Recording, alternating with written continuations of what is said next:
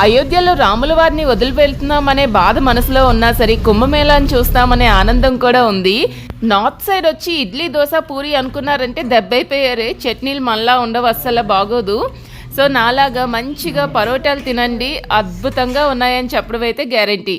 And ఈ గట్టు చూస్తున్నారు కదా, మన విజయనగరం ఐకోనేరు గట్టులాగా ఉంది కదా. చూసిన వెంటనే నాకు విజయనగరం వచ్చేనా ప్రయాగ్రాజ్ వచ్చేనా అనిపించింది. యోగి ఆదిత్యనాథ్ గారు అలాగే మన ప్రధానమంత్రి నరేంద్ర మోదీ గారు మనకి స్వాగతం చెప్తున్నారు. నమస్తే సార్. మహాకుంభమేళాలో కుండ మనకి స్వాగతం చెప్తుంది. చూస్తున్నారు కదా ఎంత పెద్ద కుండ అరేంజ్ చేశారో, చాలా అద్భుతంగా ఉంది. మన వాళ్ళకి ఎక్కడైనా చిన్న జాగా దొరికితే చాలు కదా, బట్టలు ఆరేసేస్తారు. ఈ యమునా తీరాన్ని అన్నీ కూడా అందరూ లైన్గా బట్టలు ఆరేసేసుకున్నారు. అయోధ్య లాగా ఇక్కడ హోటల్స్ ఏమీ లేవు, అన్ని గెస్ట్ హౌస్లే. గెస్ట్ హౌస్కి వచ్చి ఇంకా ఫ్రెష్ అప్ కూడా కాలేదు, అలా లగేజ్ పెట్టేసి నాకైతే ఇంకా ఆగబుద్ధి కాలేదు. యమునా తీరానికి అయితే వెళ్ళిపోవాలనుకున్నాను. యమునమ్మ పర్వాలు తొక్కుతూ నా కోసం వెల్కమ్ చెప్తుందేమో అని. పొద్దున్న 5 గంటలకు అయోధ్యలో బయలుదేరాము.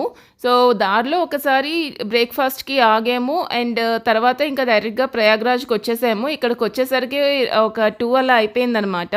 గెస్ట్ హౌస్ వాళ్ళే అన్నారు లంచ్ ఇక్కడ మేమే అరేంజ్ చేస్తాము, బయటకి ఏమి వెళ్ళక్కర్లేదు అని, ఇక్కడ దగ్గరలో ఏవి బాగోవని. సో వాళ్ళనే అరేంజ్ చేసేయమని చెప్పాము.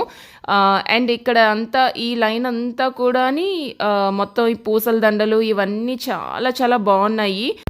నా కర్మ ఏంటంటే మళ్ళీ వస్తాం కదా రిటర్న్లో అప్పుడు కొనుక్కోవచ్చు, ఎందుకు బరువు మోసుకుంటూ వెళ్ళడం అనేసి ఇవేవి కొనలేదు. కానీ రిటర్న్లో వచ్చేటప్పుడు వేరే రూట్ నుంచి వచ్చాను, ఆ దారిలో ఇవేవి లేవు. మా ఆయన అర్జెంటుగా వస్తావా లేదా అని ఫోన్ చేసేసరికి ఇంకా వెళ్ళాల్సి వచ్చింది. సో ముందైతే ఇవన్నీ చూసుకుంటూ వెళ్ళామబ్బా, చాలా చాలా బాగున్నాయి అన్నీ కూడా.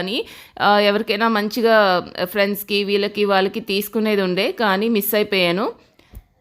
అండ్ ఇక్కడ నుంచి మనం యమునా తీరానికి వెళ్తున్నాం అనమాట. మనకి ఎక్కడైతే లేజర్ షో అనేది వేస్తారో నైట్ టైము, కరెక్ట్గా ఆ ఘాట్కి ఆపోజిట్లోనే మేము ఇక్కడ గెస్ట్ హౌస్లో ఉంటున్నాం అనమాట. చాలా నియర్ బై అనమాట యమునా నది. 2 గంటలు దాటేసింది కదా, బాగా ఆకలి దంచుతుంది. అందుకే ఏమైనా తినడానికి దొరుకుతుందేమో అని వెతుకుతున్నాము. దేవుడిలాగా భయ్య కనిపించాడు మురి మిక్స్చర్ బండితోని. వెళ్ళిపోదాం, ఓ పొట్లం కట్టించేసుకొని అలా యమునా తీరానికి నడుచుకుంటూ తినుకుంటూ వెళ్ళిపోవచ్చు. అక్కడ వెనకాలే ఒక అక్క బజ్జీలు కూడా వేస్తుందనమాట. ఇలా నార్త్ సైడ్ మనకి ఈ మురి మిక్స్చర్లు, చాట్లు, ఆలూ బోండా, బ్రెడ్ పకోడా ఇలాంటివి ట్రై చేయాల్సిందే ఖచ్చితంగా. చాలా బాగుంటాయి ఇటు సైడ్, మళ్ళా కాదు స్టఫ్ అవి చాలా బాగా చేస్తారు. మిర్చి డాలు అని అడిగాడు భయ్య, కొంచెం జాదానే డాల్ అని చెప్పాను. అసలే కారాలు గట్టిగా తిని పెరిగిన బాడీ మంది. మన ఇంట్లో కనుక చేసుకుంటే ఆ పల్లీ బస్తా మొత్తం ఒకసారికే వేసేస్తాము. భయ్య 4 గంటలు 4 వేసాడు కరెక్ట్గాని. క్రిషవ్ గారు పావును చూసిన వెంటనే అమ్మ ఆదిశేషువు కదా, దండం పెట్టుకుందాం డబ్బులు ఇద్దాం దా అనేసి అన్నాడు. అన్నయ్య గారేమో రూపాయి ఇస్తే వద్దు అనేసి అన్నారు. పాప మాట అంతకీ సరే అని ఇంకో రూపాయి ఇచ్చాడు. అయినా సరే వద్దంట, 100 రూపాయలు చేతిలో పెట్టమంటున్నారు. పోన్లేని పాపం 100 ఇచ్చేద్దాం. ఈ దారిలో అలా వెళ్తే యమునా నది వచ్చేస్తుంది. దారంతా ఇలాగా డబ్బాలు అవి అమ్ముతూ ఉంటారనమాట. మనకు అవసరం లేదులేండి, మనం త్రివేణి సంగమంకి వెళ్తాం కదా అప్పుడు తీసుకుందాము. ఆహా, బుజ్జి గోమాతల దర్శనం అయ్యింది. దండం పెట్టుకోండి అందరూని. అదిగో యమునమ్మ. ఆహా, ఈ సుందరమైన దృశ్యాన్ని చూసి అసలు తరిచిపోయినట్టు అనిపిస్తుంది జన్మ. పుట్టి ఇన్నాళ్ళు అయ్యాక యమునమ్మ ఇప్పటికి నన్ను రప్పించుకున్నది. ఎంత అదృష్టమో, ఇప్పటికైనా రాగలిగానో అనిపిస్తుంది. యమునమ్మని చూడగానే 3 మునుకలు వేయాలనిపించింది, కానీ 3 చుక్కలు నీళ్ళు చల్లుకొని అయితే వచ్చేసాము. ఎందుకు అంటే యాక్చువల్గా మా ప్లాన్లోని అదే రోజు మేము దిగిన రోజునే త్రివేణి సంగమంకి వెళ్ళి స్నానాలు ఉన్నది ప్లాన్లో. కాకపోతే అదే రోజున యోగి ఆదిత్యనాథ్ గారు అక్కడ త్రివేణి సంగమంకి వస్తున్నారు అనేసి అవుటర్స్ ఎవరిని కూడా అలో చేయలేదన్నమాట. సో మా ప్లాన్ అంతా ఫ్లాప్ అయ్యి నెక్స్ట్ డేకి అది పోస్ట్పోన్ అయ్యింది. ఏముంది, ఈ లోపు ఇవన్నీ సైట్ సీయింగ్ చేయొచ్చు అనేసి మేమైతే ఆనందంగా మొత్తం అన్ని తిరుగుదామని ఘాట్స్ అన్నీ చూసుకోవచ్చు. అండ్ ఇప్పుడు మీరు చూసిన ఇదే లొకేషన్లో సాయంత్రం అయితే లేజర్ షో జరుగుతుంది. జనరల్గా లేజర్ షో అంటే మనకి ఏ పాలరాతి మీద దేని మీద కదా, ఇక్కడైతే అద్భుతం ఏంటి అంటే వాటర్లో లేజర్ షో అనమాట. దూరంగా చూస్తున్నారు కదా త్రిశూలం ఎంత బాగుందో, అక్కడ కూడా ఫోటోలు దిగుదాం వెళ్ళి. సో ఈ లేజర్ షోకి కావాల్సిన ఏర్పాట్లన్నీ ఇప్పుడు ఆ వర్కర్స్ అందరూ కూడా దానికోసమే పనిచేస్తున్నారు. ప్రతిరోజు సాయంత్రం ఇక్కడ లేజర్ షో అయితే జరుగుతుంది. మొత్తం కుంభమేళా తాలూకా చరిత్ర అంతా కూడా ఇక్కడైతే చెప్పడం జరుగుతుంది. అయోధ్యలో అయితే మాకు చలి వణికిచ్చేసింది. ప్రయాగ్రాజ్‌లో అంత చలేం లేదు. యాక్చువల్‌గా చెప్పాలంటే ఎండ బాగా కొట్టింది. మిట్ట మధ్యాహ్నం కదా! ఆల్రెడీ ఒకసారి ఫోనొచ్చింది మా వారి నుంచి. లంచ్ తొందరగా చేసి ఇంక మళ్ళీ బయలుదేరాలి. ఘాట్స్ అన్నీ చూద్దాము. టైం సరిపోదని. సో, ఇంక అలాగా వెళ్ళిపోదాము తొందరగా. దారిలో మనకి వెళ్తూ ఉంటే చాలామంది సాధువులు వాళ్ళు కనిపిస్తారు. మంచిగా ఆశీర్వదిస్తున్నారు. ఈ త్రిశూలం భలే ఉంది కదా! ఇప్పుడు లంచ్ అయిపోయిన వెంటనే బయలుదేరామనమాట ఘాట్స్‌కి అన్నిట్లికి చూడ్డానికి. మనం రేపు కూడా ఇదే వేలో వెళ్ళాల్సి ఉంటుంది. బోట్ అవి ఎక్కాలి అంటే ఇక్కడి నుంచే వెళ్ళాలి. పోలీసులు చూశారు కదా! మొత్తం ఆ ఎంట్రన్స్‌లోని బ్యారికేడ్స్ అవి పెట్టేశారనమాట. సో, ఈ దారిలోని మనకి ఎలాంటి వెహికల్‌ని అసలు అలో చేయట్లేదు. ఓన్లీ లోకల్స్, టూ వీలర్స్ మాత్రమే అలో చేస్తున్నారు. వేరే ఎలాంటి వెహికల్స్‌ని ఇక్కడైతే అలో చేయట్లేదనమాట. ఇక్కడి నుంచి మనకి ఉంటాది నడక, మామూలుగా ఉండదు. సో, ఇప్పుడు మేము సైట్ సీయింగ్‌కి వెళ్ళాం కదా! రాను, పోను కలిపి మాకు ఆల్మోస్ట్ 20 కిలోమీటర్స్ అనమాట. అలాగే నడిచారు మా అత్తగారు గాని, చిన్న అత్తగారు అందరూ అలాగే పాపం నడిచారు. పిల్లలు కూడాని ఫుల్‌గా నడిచారనమాట. అండ్ ఈ జనాలైతే అసల మేము ఇంకా చాలా లక్కీ అని చెప్పుకోవాలి. నెక్స్ట్ వీక్ ఏదైతే మౌని అమావాస్య వచ్చిందో మేము వెళ్ళిన నెక్స్ట్ వీక్ అనమాట. అప్పుడైతే ఇంకా కిటకిటలాడిపోతారు. మేము వెళ్ళిన టైంకే జనాలు ఇంత ఉన్నారు అంటే ఆ నెక్స్ట్ వీక్‌కి అసలు ఇంకా ఘోరం అంటే ఘోరంగా ఉన్నది. మీ అందరికీ తెలిసిందే కదా! మౌని అమావాస్య రోజు ఎంతమంది జనాలొచ్చారు అనేసి. ఇదేదో నరేంద్ర మోదీ గారు యాప్ అంట. హమారా యాప్ అనేసి ఇక్కడ ఒకసారి చూద్దాము. ఇక్కడ నరేంద్ర మోదీ గారి చరిత్ర అంతా కూడా ఫొటోస్ గానీ అన్నీ బాగా ఉన్నాయి. ఆయన చిన్నప్పటి నుంచి ఉన్న ఫొటోస్ గానీ అన్నీ ఇక్కడ అరేంజ్ చేశారు. ఈ ప్లేస్‌లో అయితే మోదీ గారు ఫొటోస్ అన్నీ కూడా ఎగ్జిబిట్ చేశారు. చాలా చాలా బావున్నాయి. అండ్ ఇక్కడ మనకి అయోధ్య రామ నిర్మాణం జరిగినప్పుడు మోదీ గారు తీసుకున్న ఫోటో. ఆ పక్కనే మా అత్తగారు నించునిపోతున్నారు. మోదీ గారితో ఫోటో అంటే ఆవిడకి ఎంత సంతోషమో. అదేదో నిజంగా మోదీ గారిని పక్కనే నించోబెట్టుకొని ఫోటో దిగుతున్నట్టు ఫీల్ అయిపోయారు. ఇప్పుడైతే ఇంకా లైన్‌గా ఈ ఏఐ యాప్ ద్వారాని మోదీ గారితోని కూర్చొని ఫోటో దిగుతున్నట్టుగా క్రిషవ్ గారు ముందు, తర్వాత మా అత్తగారు, తర్వాత క్రిషిక అలా లైన్‌గా ఒక్కొక్కరు కానిచ్చేశారు. అడ్జస్ట్‌మెంట్‌లనమాట. ఇటు చూడండి, అటు చూడండి అనేసి అంటూ ఉంటే అటు ఇటు చూస్తున్నారు. అండ్ ఈ ప్లేస్‌లో వచ్చేసి మనకి కాన్సర్ట్స్ అవి బాగా అవుతాయి. ప్రతిరోజు ఒక్కొక్కళ్ళతోని కాన్సర్ట్స్ అనమాట. మ్యూజికల్ షోస్ అవి ఇక్కడ అవుతాయి. ఇక్కడ చూస్తున్నారు కదా! సముద్ర మర్థం జరుగుతున్నట్టు అంతా బాగా అరేంజ్ చేశారు. ఇప్పుడు ఒక చాయ్ పడాల్సిందే. అలా మసాలా అల్లం చాయ్ పడింది అంటే సూపర్‌గా ఇంకా తిరిగియచ్చు. ఇలాంటి ప్లేస్‌కొచ్చినప్పుడు నేను ఖచ్చితంగా టీ, కాఫీ ఏదైనా సరే ఖచ్చితంగా తాగుతాను. బికాస్ మనకి ఎక్కువ ఏది తినకూడదనమాట. ఇలాంటి ప్లేసుల్లో తిరగాలి, చెయ్యాలి అంటే టీ గానీ, కాఫీ గానీ పడిందంటే ఆ ఓపికతో మంచిగా తిరిగేయచ్చు. అట్నుంచి వచ్చే జనాలు చూసారా ఎంతమందున్నారో. అసలు గ్రూపులు, గ్రూపులు, గ్యాంగులు, గ్యాంగుల కింద ఒక్కొక్కళ్ళు తిరుగుతూనే ఉన్నారు. ఇగో మనం ఈ సంగం ఘాట్‌కైతే వచ్చామనమాట.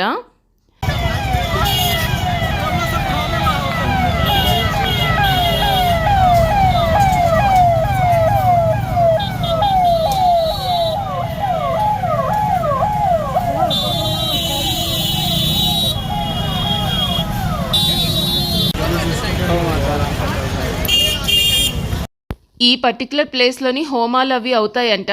ఆ టైంలో ఎంట్రీ లేదనేసి చెప్పారు. అందుకే ఆగిపోయాము. ఇప్పుడు ఇక్కడి నుంచి మనం నందిద్వార్ దగ్గరికెళ్తున్నాము. చాలా బావుంటదంట. చూద్దాం ఒకసారి నందిద్వార్.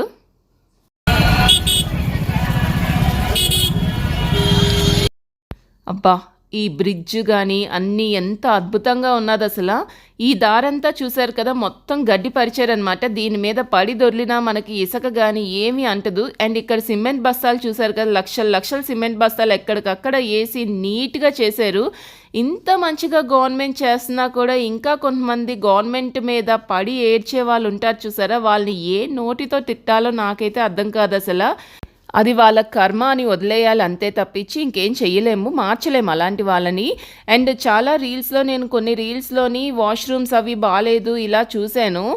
బట్ నేను జెన్యూన్‌గా చెప్తున్నాను. ఇక్కడ అంటే ఒక హాఫ్ కిలోమీటర్ డిస్టెన్స్‌లోనే ప్రతి చోటని వాష్‌రూమ్స్ అవి అరేంజ్ చేశారు. కొన్ని కోట్ల మంది జనాలు రోజు వచ్చే చోట ఎక్కడో అక్కడక్కడ వాష్రూమ్స్ అలాగా పాడవడం అనేది వెరీ కామన్ థింగ్. కానీ మ్యాక్సిమం మేము చూసిన చోట అన్ని చోట్ల అయితే చాలా నీట్గా ఉన్నాయి. మంచిగా వాటర్ సప్లై అయితే 24/7 ఉన్నది. కొంతమంది పెట్టే చెత్త రీల్స్ చూసి ఎవరు నమ్మకండి దయచేసి. ఇక్కడ అరేంజ్మెంట్స్ అయితే చాలా చాలా బాగున్నాయి, అద్భుతంగా. ప్రతి చోట ఊరంతా టెంట్స్ వేసారు. ఎక్కడ పడితే అక్కడ టెంట్స్ ఉన్నాయి. సో ముందుగా బుక్ చేసుకోవడమో లేదంటే వచ్చాక ఎవరినైనా అడిగి వెతికి వెళ్ళడమో చేస్తే గనక మంచి మంచి టెంట్లు కూడా దొరుకుతాయి ఉండడానికి. అండ్ ఇక్కడ నామాలు అవి పెట్టించుకున్నాను అనమాట. నాకు ఇది చాలా ఇష్టం, పిల్లలకు కూడా బాగా ఇష్టం ఈ నామాలన్నీ పెట్టించుకోవడం. అవి పెట్టుకున్నప్పుడు మనకి ఒంట్లోని ఒక రకమైన వైబ్రేషన్ అనేది వస్తుంది. అండ్ దేవుడి మీదే మన ధ్యాస అంతా కూడా ఉంటుందన్నమాట. ఆ గంధం పూసుకున్న అలాగా కుంకుమ పెట్టుకున్నా కూడా. అండ్ ఇక్కడైతే మనం దండం పెట్టేసుకొని ఒకసారి వెళ్ళిపోదాము. ఇంకా మనం కవర్ చేయాల్సిన ఘాట్స్ అయితే చాలా ఉన్నాయి. ఈ నామాల కోసం ప్రయాగ్రాజ్ అంతా వెతికాను, నాకు ఎక్కడా దొరకలేదు. చివరికి నాకు కాశీలో అయితే దొరికాయి, కొనేసుకున్నాను. పిల్లలకు రోజు ఇంకా పెట్టాలి అనుకున్నాను. పంజాబ్ నుంచి వచ్చారనుకుంటాను పెహల్వాన్లు. ఎలా నడుస్తున్నారు చూడండి, ఎంత తీరుగా హుందాగా అని కత్తులు పట్టుకొని. దూరంగా ఈ గుడిని చూస్తున్నారు కదా, ఇది మొత్తం 4 అంతస్తులంట. ఇది ఆదిశంకరాచార్యులు స్థాపించారంట, ఎప్పుడో పురాతన కాలం గుడి. ఇది ఒకసారి చూద్దాము మనం. ప్రయాగ్రాజ్లో ఎక్కడ చూసినా మనకి సాధువులే దర్శనం ఇస్తారు. ఈ గుడి లైటింగ్స్లో చూడండి అసలు ఎంత బాగా వెలుగుతుందో, అసలు ఎంత బాగుందో. కానీ ఇవి మొత్తం 4 ఫ్లోర్స్ అలా ఉన్నాయి కదా, పెద్దవాళ్ళు అలాంటి వాళ్ళు ఎక్కడం అయితే చాలా కష్టం. అందుకనే వాళ్ళని వేరే రూట్లో తీసుకెళ్ళి మా గైడ్ అయితే అక్కడ ఉంచారనమాట. అండ్ ఈ ఏరియా అంతా కూడా కొన్ని షోస్ అవి ఉంటాయంట. మేము వీటిని అయితే మిస్ అయ్యాము, కొన్నిటిని టైం సరిపోక. అన్నీ కవర్ చేయడం కష్టం కదా. అండ్ ఇక్కడైతే మెయిన్ హనుమాన్ టెంపుల్ ఉంది. జనాలు చూసి భయపడి ఇంకా ఆగిపోయాం అనమాట. పిల్లలు కూడా ఉన్నారు కదా, మనకి వెళ్ళి రావడానికి మినిమం ఒక 4 hours పట్టేస్తుందంట. అంతమంది జనాలు ఉన్నారు, అందుకని ఇంకా వెళ్ళలేదు. దూరం నుంచి హనుమాన్ని దండం పెట్టుకొని ఇంకా ఈ గుడికి అయితే వచ్చేసాము. ఆది శంకరాచార్యులు తాలూకా శ్రీ కంచి కామకోటి పీఠం. ఇక్కడికి మేమే వచ్చాము, పెద్దవాళ్ళని అయితే ఉంచేసాము, పైకి ఎక్కలేరని చెప్పి. కృషిక కూడా పాపం సుస్సు వస్తుంది అర్జెంట్ అనేసి అంటే వాళ్ళతోనే పంపించామన్నమాట ఆ పనులన్నీ చూసుకోమని. కృషవ్ వచ్చాడు మాతో పాటు. ఎంత బాగున్నాయో అసలు విగ్రహాలు కానీ అన్నీని. మెట్లు అయితే చిన్న చిన్న మెట్లే ఉన్నాయి, ఎక్కేయచ్చు. కాకపోతే కొంచెం పెద్దవాళ్ళకి అన్ని మెట్లు ఎక్కడం అంటే కష్టం అవుతుంది కదా. ఒక్కొక్క ఫ్లోర్లోని ఒక్కొక్క దేవుడు అనమాట. ఒక ఫ్లోర్లోనేమోని సీతారాములు కొలువై ఉన్నారు, ఇంకొక ఫ్లోర్లోని వచ్చేసి నారాయణుడు బాలాజీ మందిర్, అలాగే ఇంకొక ఫ్లోర్లో వచ్చేసి నటరాజస్వామి అనమాట. ఈ మీద నుంచి చూస్తున్నారు కదా, మొత్తం మనకి ప్రయాగ్రాజ్ అంతా కూడా భలే కనిపిస్తుంది. బాలాజీ స్వామి అలాగే నటరాజస్వామి విగ్రహాలు అనమాట, చాలా బాగున్నాయి కదా. ఈ పైనుంచి చూస్తుంటే అసలు ఆ జన సమూహం అన్నీ ఎంత అద్భుతంగా అంటే అంత అద్భుతంగా ఉంది. హరహర మహాదేవ శంభో శంకర. ప్రతి ఫ్లోర్లోనే ఆగిపోయి ఫొటోస్ వీడియోస్ తీసుకుంటున్నానని ఇద్దరు తండ్రి కొడుకులు నన్ను ఫుల్గా వేసుకుంటున్నారు బాగానే. రిటర్న్ వచ్చేటప్పుడు ట్రాక్ చేసుకుంటే చూసారా, హాఫ్ డిస్టెన్స్కే ఇంకా 12.8 kilometers అంట. దాని తర్వాత ఇంకా నడిచాం మేము. అండ్ ఇప్పుడైతే మనం పోలీస్ బ్యారిగేట్స్ చూసాం కదా వెళ్ళేటప్పుడు, అక్కడి నుంచి ఇంకా ఆటో పట్టుకొని బయలుదేరిపోయామన్నమాట. మళ్ళీ మనం ఎక్కడి నుంచి అయితే వచ్చామో అక్కడే మన గెస్ట్ హౌస్కి దగ్గరలోనే ఉన్న ఘాట్ నేను చూపించాను కదా మార్నింగ్, అదే ప్లేస్లో మనకి లేజర్ షో అనమాట. అద్భుతంగా ఉంది అసలు. ఈ లేజర్ షో ఎవరు మిస్ కావద్దు, వెళ్ళిన వాళ్ళు. చాలా అంటే చాలా బాగుంది.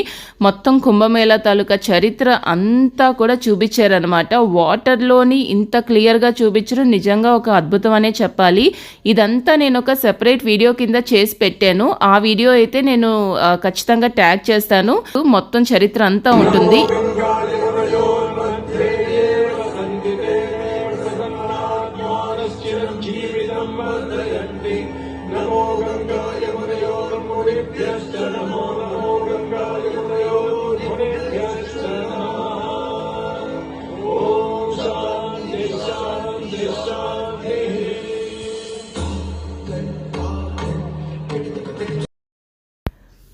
పొద్దున్నే లేచి ఎంతో ఆతృతగా బయలుదేరుతున్నాము త్రివేణి సంగమంలోని ఆ పవిత్ర స్నానం చేయడానికి. మనసైతే ఎంత ఆహ్లాదభరితంగా ఉన్నాదో అసలు. ఇక్కడ మనకి దొరికే క్యాన్లు మనం కొనుక్కొని తీసుకెళ్ళిపోతే మంచిగా పట్టుకొని తీసుకొచ్చి జనాలందరికీ మనకి తెలిసిన వాళ్ళందరికీ పంచి మన పుణ్యంలో ఏదో నలుగురు బాగుండాలి అందులో మనం ఉండాలి అనుకుంటాం కదా, అలానే మనతో పాటు మిగతా అందరికీ కూడా ఈ పవిత్ర జలాన్ని ఇస్తే ఇంకా అంతే. మనకి అసలే వచ్చేది 144 ఏళ్ళకు ఒకసారి కదా, మనతో పాటు అందరూ కూడా తరించాలి.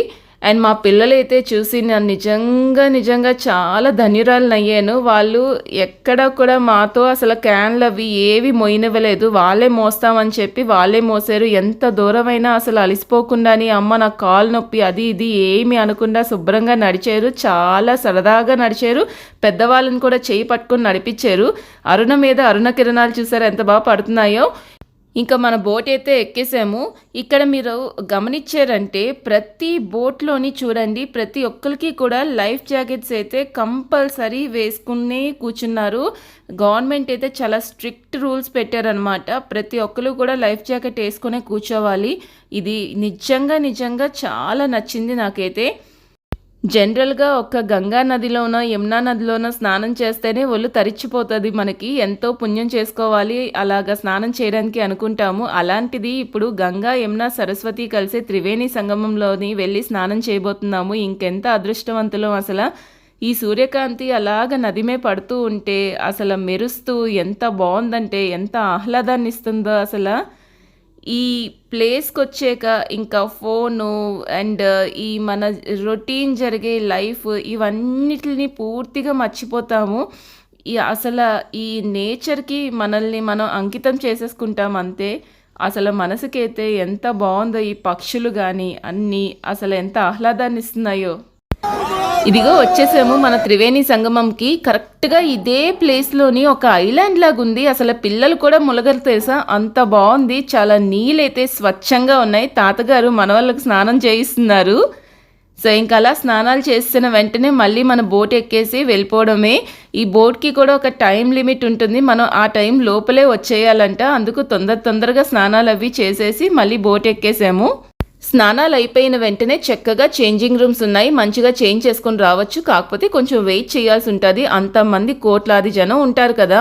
సినిమా థియేటర్ల ముందు టికెట్ల కోసం రోజుల తరబడి వెయిట్ చేసే జనాలు ఉంటారు. అలాంటిది పవిత్రమైన చోటుకు వచ్చి గొడవలాడుకోవడమో కొట్లాడుకోవడమో ఇవన్నీ చేసే కన్నా కొద్దిసేపు వెయిట్ చేసాము అంటే మన పని కూడా అయిపోతుంది.